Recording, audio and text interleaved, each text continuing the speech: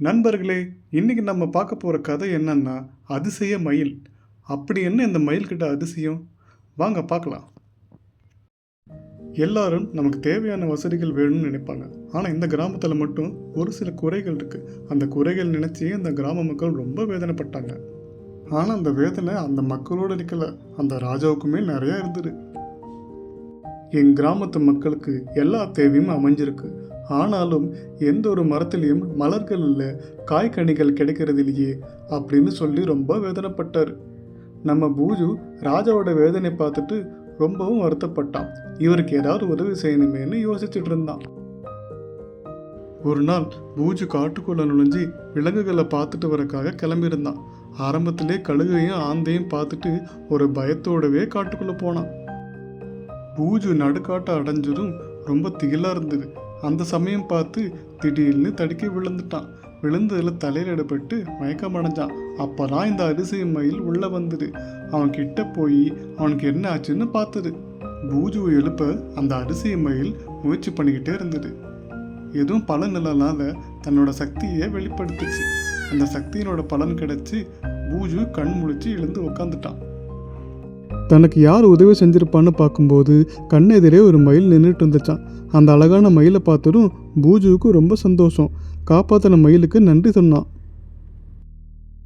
அந்த அரிசிய மயிலோட சக்தியை நினச்சிக்கிட்டே பூஜு நடந்துக்கிட்டு இருந்தான். ஏன் இந்த அரிசிய மயிலோட சக்தியை நம்ம ஊர் மக்களுக்காக பயன்படுத்தக்கூடாதுன்னு சொல்லி ஒரு திட்டம் தீட்டினான். இந்த நல்ல விஷயத்தால் ராஜாவுக்கு ஒரு நல்ல பேர் கிடைக்கும்னு நினச்சி அதற்குண்டான வேலையை செய்ய வேகமாக கிளம்புனான் பூஜு. திடீரென ஒரு மயில் குரல் கேட்டதால் எல்லாரும் அதிர்ச்சியானுங்க. ஏன்னா அந்த கிராமத்தில் இது வரைக்கும் அப்படி ஒரு சத்தத்தை கேட்டதே இல்லை. எல்லாரும் பயப்படவும் செஞ்சாங்க. அப்புறம்தான் தெரிஞ்சது அந்த குரலோட மகிமையால் எல்லா மரத்துலேயும் பூவும் காய்கனியும் இருந்தது. இதை பார்த்ததும் கிராம மக்கள் ரொம்ப சந்தோஷப்பட்டாங்க. பக்கத்து கிராமத்துக்கு போய் திரும்பி வந்த ராஜா தன் ஊரில் முதலாக மழை பெஞ்சதை பார்த்துட்டு மிகவும் ஆச்சரியப்பட்டார். உடனே ஊருக்குள்ளே வேகமாக ஓடி போனார்.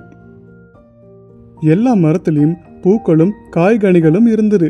இதை பார்த்துட்டு ராஜாவால் நம்பவே முடியல. சந்தோஷத்தில் கடவுளுக்கு நன்றி சொன்னார். அந்த கிராமத்தில் முதலாக மழை பெஞ்சதும் பூக்களும் காய்கனிலும் வந்ததால் எல்லாரும் ரொம்ப சந்தோஷப்பட்டு ராஜா கிட்ட அந்த விஷயத்த சொல்லி பகிர்ந்துக்கிட்டாங்க. உடனே பூஜு பேச ஆரம்பித்தான். வணக்கம் ராஜா, நம்ம கிராமத்தில் நடந்த நல்ல விஷயங்கள் எல்லாத்துக்கும் ஒரு அதிசயம்தான் காரணம். அந்த அதிசயம் என்னன்னு நீங்களே பாருங்களேன். அப்போ தான் அந்த அதிசய மயிலை எல்லாருக்கும் அறிமுகம் செஞ்சு வச்சான் பூஜு. அந்த அதிசய மயிலை பார்த்து எல்லாரும் ஆச்சரியமாக பார்த்தாங்க.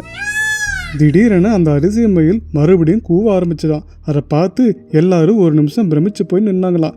அப்புறம்தான் பூஜு சொன்னால், நமக்கு நடந்த நல்லது எல்லாத்துக்கும் இந்த அதிசய மயில் தான் காரணம், இதோட குரல் தான் எல்லாத்துக்கும் காரணம் அப்படின்னு சொல்லி புரிய வச்சான். உடனே எல்லாரும் பூஜுவையும் மயிலையும் பாராட்டினாங்க. இந்த கதையோட நீதி என்னன்னா, நமக்கு ஒரு நல்ல விஷயம் நடக்கும்போது நம்மளை நம்பியிருக்க எல்லாருக்கும் அந்த நல்ல விஷயத்தை கொண்டு போய் சேர்க்கணும். அதுதான் நல்ல குணம். இந்த கதை எப்படி இருந்துச்சுன்னு கமெண்ட்ஸில் நீங்கள் கருத்தை சொல்லுங்கள். இது போல் நிறைய கதைகள் உங்களுக்காக காத்துட்ருக்கு. அதுக்கு நீங்கள் நம்ம சேனலை சப்ஸ்கிரைப் பண்ணி பெல் பட்டனை கிளிக் பண்ணணும். தேங்க்ஸ் ஃபார் வாட்சிங்.